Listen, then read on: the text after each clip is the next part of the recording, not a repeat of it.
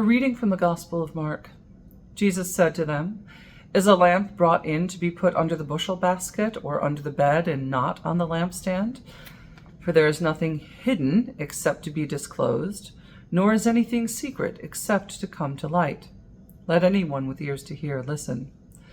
And he said to them, "Pay attention to what you hear. The measure you give will be the measure you get, and still more will be given you. For to those who have, more will be given, and from those who have nothing, even what they have will be taken away." Well, today, as we launch into this season of saints at St. James, we are honoring the memory of one Alexander Crummel, priest, missionary educator. He died on the 10th of September in 1898, and the church honors those who have had exemplary lives or lives worth our commemoration by honoring the day that they went on into, the day they were born into God's nearer presence. And so here we have today the celebration of Alexander Crummel. I'm going to share with you a longish but one paragraph about his history. Alexander Crummel was born in New York City in 1819, and he wished to study for the priesthood, but he received many rebuffs because he was black. He was ordained in the Diocese of Massachusetts in 1844 when he was 25 years old, but he was excluded from a meeting of priests in the diocese, and so decided to go to England. After graduating there from Cambridge, he went to Liberia, an African country founded under American auspices for the repatriation of freed slaves. Crummel hoped to see established in Liberia a black Christian republic combining the best of European and African culture and led by a Western-educated black bishop. He visited the United States and urged black people to join him in Liberia and to swell the ranks of the church there. His work in Liberia eventually ran into opposition and indifference, and he returned to the United States, where he undertook the founding and strengthening of the urban black congregations that would provide worship, education, and social services for their communities.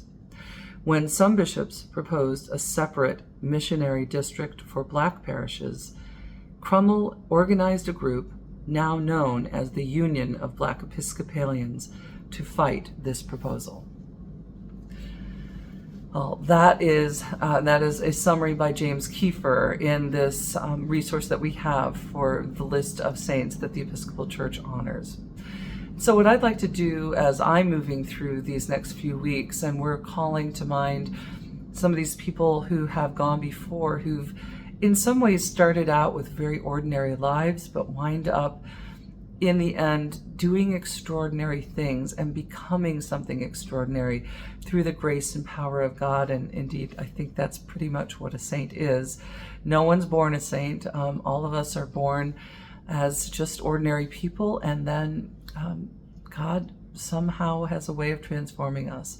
So I'd like to just zero in on a trait of each of these saints of the church. First of all, simply to share the story. Alexander Crummel is a name that I have known time and again, but don't always know why. I'm reminded that he's the founder of the Union of Black Episcopalians, which continues to this day.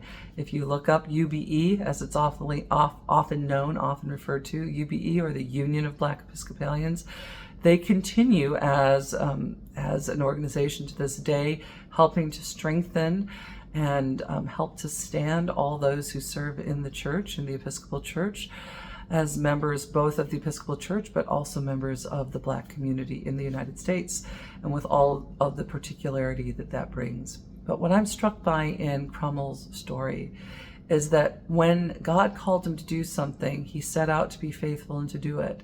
But when he ran into an obstacle here in the U.S., found himself ordained, but then unable to be in gatherings with other priests, he just gets on a boat and heads to England.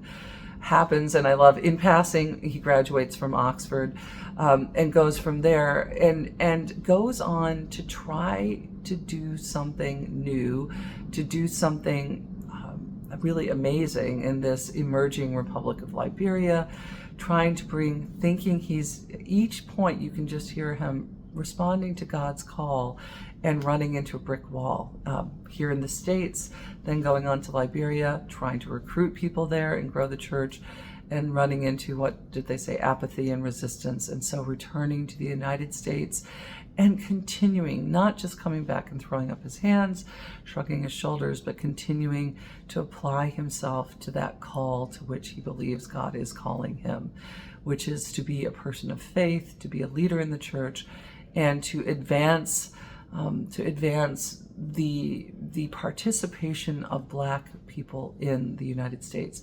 And his date, interesting and I think significant, of course, that he was born in the 18 teens and dies just before we move into the 20th century. And so his whole life spanned changes not only in his life and in the church, but in this nation.